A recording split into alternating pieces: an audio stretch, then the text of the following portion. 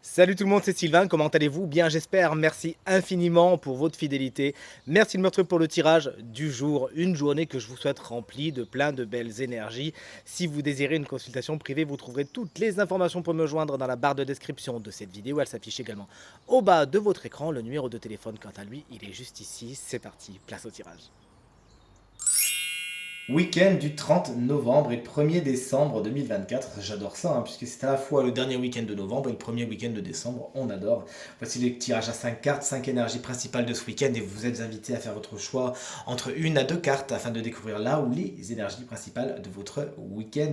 Mettez cette vidéo sur pause si vous avez besoin de plus de temps pour faire votre choix. Moi, puisque c'est le 30 et le premier, j'ai décidé de prendre les extrêmes, à savoir la carte numéro 1 et la carte numéro 5. J'ai hâte de voir quel choix vous avez fait.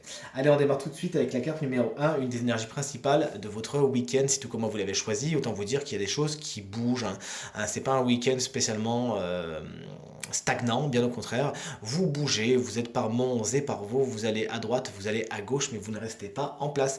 Également du changement. Si vous aviez prévu certaines choses, eh bien, il y a fort à parier que les plans vont un peu changer, se modifier, se colorer, avec l'intervention, pourquoi pas, d'autres personnes. Cette carte vous explique également que des mutations, comme vous l'avez compris, sont à l'œuvre en ce beau week-end.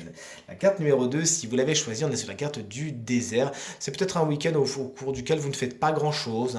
Le temps passe lentement, il n'y a pas spécialement grand-chose à faire. Pourquoi pas, cette carte est souvent un peu mi-figue, mi-raisin, mais là, mon intuition me dit que c'est juste une petite traversée du week-end sans qu'il se passe pas grand-chose.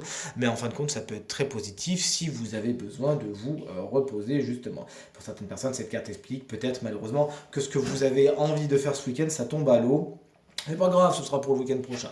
Et la carte de la lumière, géniale, si vous l'avez choisie, voici une carte hautement positive qui montre beaucoup de positivité. Ce week-end, vous faites des choses qui vous font plaisir, qui vous réchauffent le cœur. Vous vous entourez de personnes chaleureuses avec qui vous passez de bons moments. Et cette carte également vous explique que des solutions sont trouvées. Si votre semaine a été un petit peu morose, autant vous dire que votre week-end ne le sera pas et saura vous régénérer. La carte numéro 4, c'est la carte de la paix, un week-end somme toute serein, fait de repos. Vous en avez besoin, vous laissez derrière vous ce qui vous pèse, ce qui est trop lourd, ce qui vous prend la tête et vous savez justement aller vers la zen attitude et le lâcher prise. Une carte également qui vous explique que vous pourriez entrer en paix avec vous-même ou avec d'autres personnes ce week-end. Et enfin, si vous avez choisi la carte numéro 5, tout comme moi, on est sur une carte hautement protectrice avec la carte du saut. Vous avez un filet de sécurité, donc n'hésitez pas à sauter, à essayer de faire des choses différentes. De toute évidence, vous êtes protégé ce week-end. Cette carte également vous parle d'engagement, d'officialisation.